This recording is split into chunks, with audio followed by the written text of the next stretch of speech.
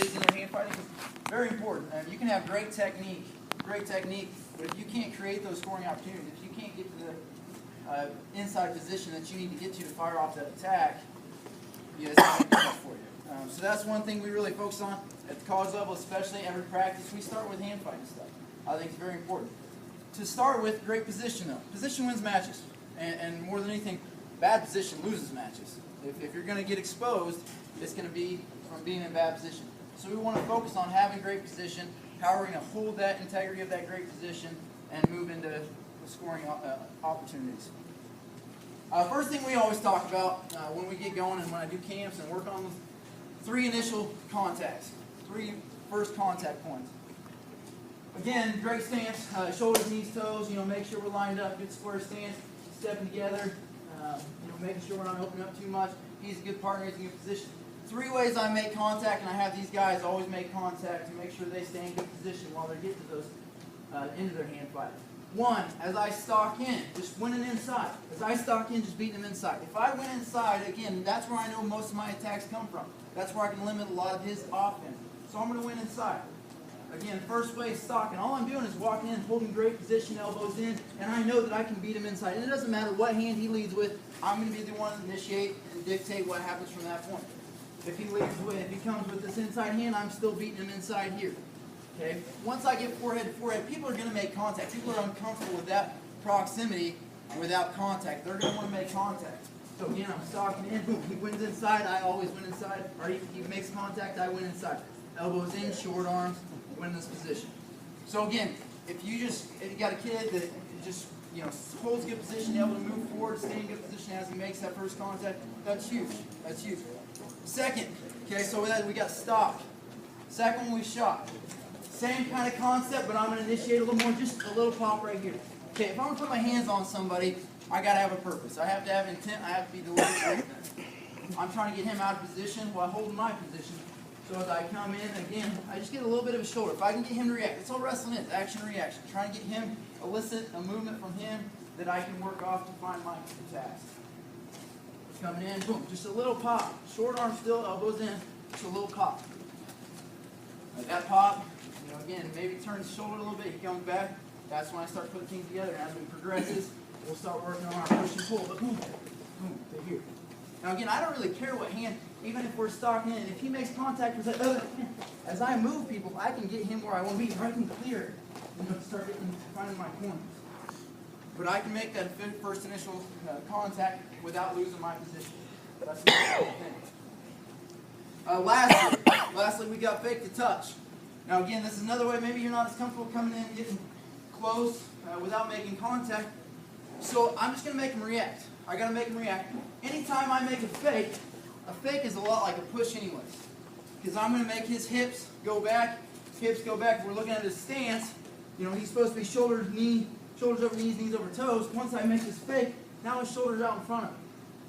All right, now I'm a lot more comfortable making that first contact, because even if he makes a shot from that point, there's not a good shot. I got to be confident in my defense that if a guy's in this position, he makes an attack on me, I'm scoring either way. Okay, it's going to make it easier on me. So again, fake touch, boom, fake, heavy hands. Now, once I got that initial hand on, I can go to work, I can get my second hand up, start pushing, pulling, finding corners, and hit those angles. So a lot of times, again, as we're drilling this, maybe we'll say number one,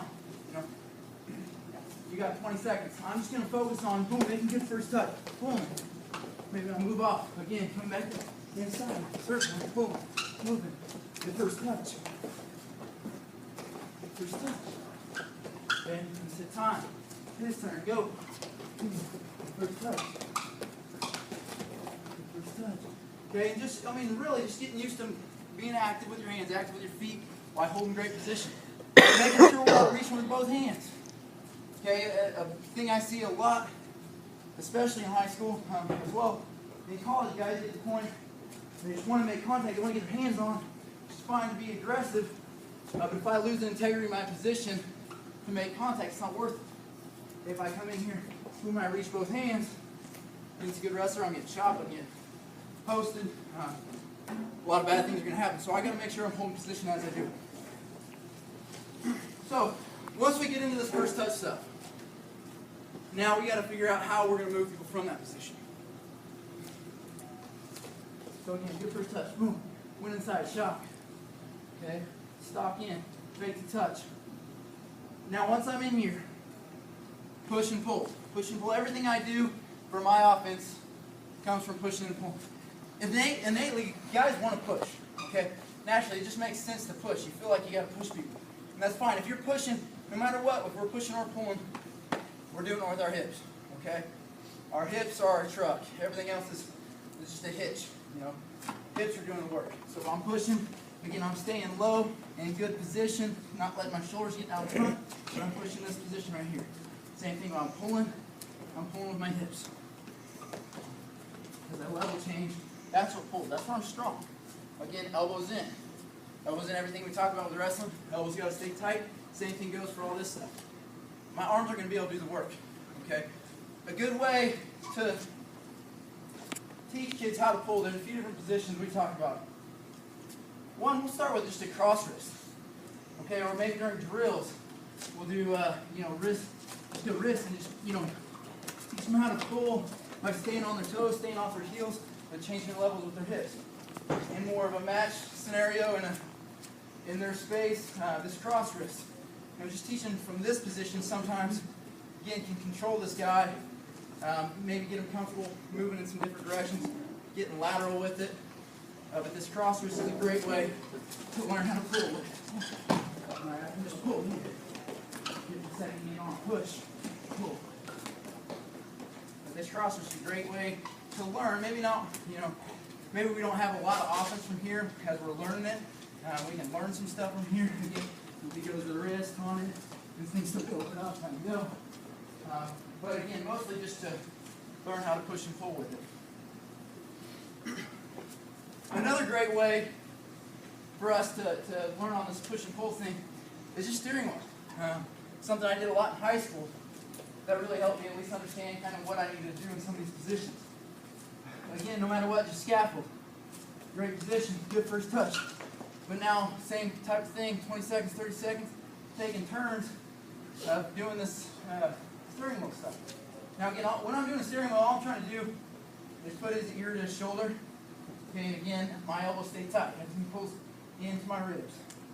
That steering wheel, my hands can do some work. Right, but if I get my feet involved, that's when I move people. And when I level to me, when I move my feet, that's what creates that motion. That's what makes him off balance, forces the reaction out of him. Good first touch. Okay, I can get second hand on now. And again, it's not going to be choreographed. Maybe I have to push a little bit before I pull. Push. Just to find those corners, just get in the habit of moving your feet and getting to those angles. Very important. Again, good first touch. Short arms. I get my second hand on wherever it's at. Wrist, elbow, moving to the top. And I'm just going to move his head to his shoulder and move my feet. Alright, again, if I'm pushing my hips, pulling with my hips. One more time. Good.